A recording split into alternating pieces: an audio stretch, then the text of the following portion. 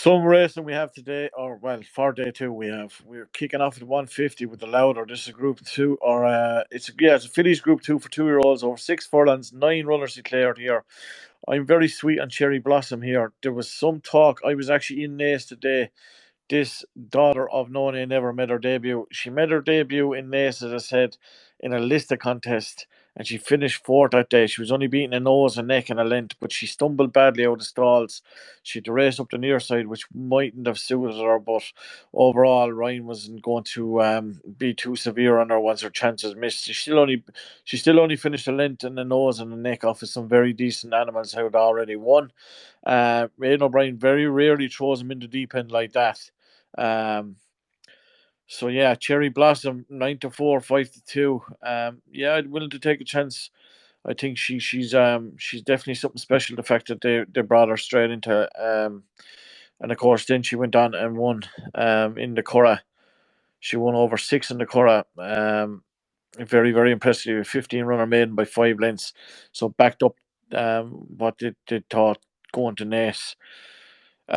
It's a deep enough race. There's some quality in the field. I think William Haggis's runner, Relief Rally, is probably going to take the beating of the UK runners. But Gunsberg and Paddy Toomey and Billy Lee are going over. They have 2 runners on the card. But it's very interesting that this lad I was talking about him, he was meant to run the Curragh last weekend, but didn't.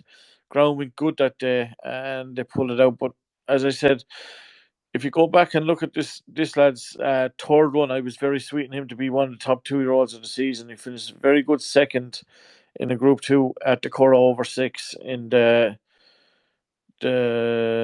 yeah, as I said, in his third run. So if he brings that form back, definitely worth an each way play at 33-1. But for me, they're all going to have to be Cherry Blossom for Aidan O'Brien, Ryan Moore.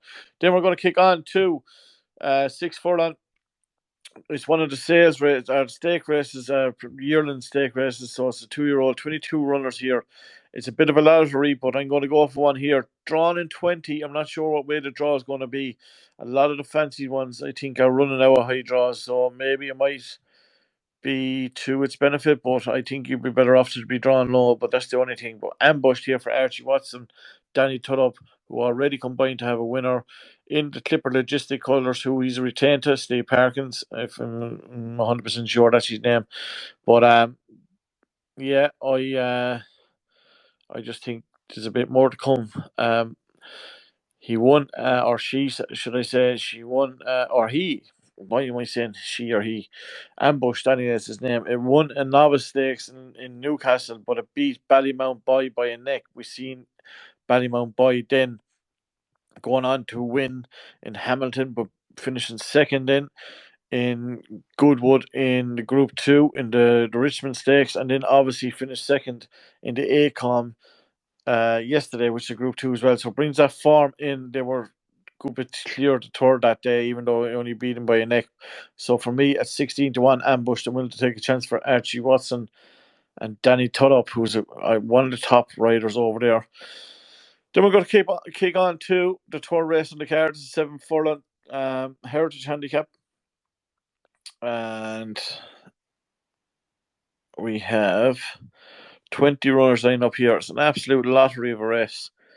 With some very interesting runners here. Last year's winner, Blue for You, for David O'Meara and Danny Tuddup, lines up with the second horse, Escobar. He's some horse in the 9 year old now, Escobar. Dave O'Meara trains, and then he's at 25-1, 8-1 is it for Blue for You. Fancied runners, of course, are the less exposed runners. Roger Varian, runner catches my eye though, David Egan. Akuna Julie. Horse number 5, I'm absolutely butchering its name.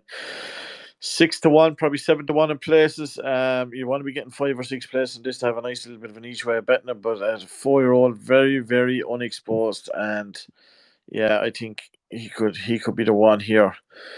Not going to spend too much time on it. I would take a chance again with Blue for You. He's only £4 higher, I think, than his winning mark here last year.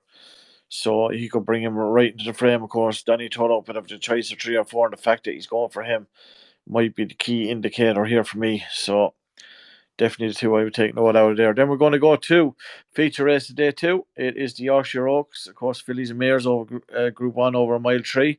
With 10 runners lined up here. Save the Last Dance is favoured at the minute at 130. Um, we have two in the Ryan runners here. Warm Heart at 6 to 1. James Doyle takes the ride. And then we have another Irish runner with Ross Carey, Paddy Toomey, Billy Lee. Hopefully she runs into the places of Paddy and Billy. And she's a 5-year-old now, See the Stars, of course. A very good winner this year, first time out at Moving Cork, and has been running very, very well since that. I think, though, Save the Last Dance is going to take all the beating here. Um, she absolutely bolted up in Chester after winning in Leopardstown, then finished second in the Epsom Oaks. And they were all on about the ground that day. It was like she was going to act on soft ground and maybe the ground to get her beat. She finished second, but she finished second to a very good winner, who's Soul's sister and Frankie Dettori. Um, she finished second in the Oaks, and then she came on. She came back to the Curragh then and won the Irish Oaks by a half a length, beating Blue Stocking, who reopposes again. I know this was back on soft ground, the Curragh, but look, she showed that she can handle the good ground. She was good. It was good to form in Epsom. She finished second that day. It wasn't a bad run. I think they're all going to have to beat her here. She gets her 3-year-old's allowance, and I just think she's the one they all have to beat. Of the other ones, I would think that Roger Varians with David Egan and Saddle Al Hassan in the Shadwell colours will take the beat. And I think last team winning the Nassau Stakes was the Group 1 over mile 1, beating above the Cord and Nash one back in second and third. So yeah, I think Save the Last Dance is definitely one they all have to beat. And if not, I think the Roger Varian Mayor by Dubawi Al Hussein would be the one maybe to run her home at a price. Then we're going to go to the 410, which is a mile 3. It's a Fillies and Mares listed contest. As I said, over a mile 3, 13 runners declared here. It's a very, very intriguing race. But I think one evening has to go down the last day as being very, very unlucky, I think. She was second in a Fillies and Mares listed contest in Pontefract and won the Sunday series over a mile and a half.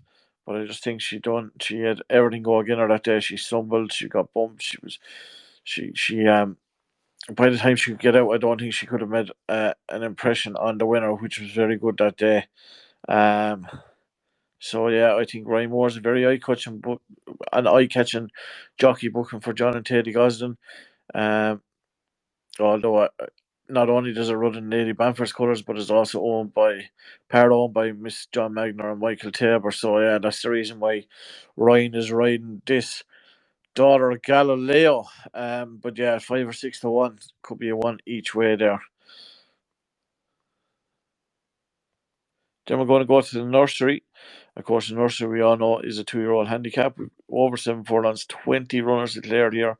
Some very, very interesting runners, but I'm willing to take a chance here, and I'm on at a massive price. Staffy Osborne combining here with Carbuck in the very famous colours of Mr. Yang, Dark Encounter, Dark Angel, Colt.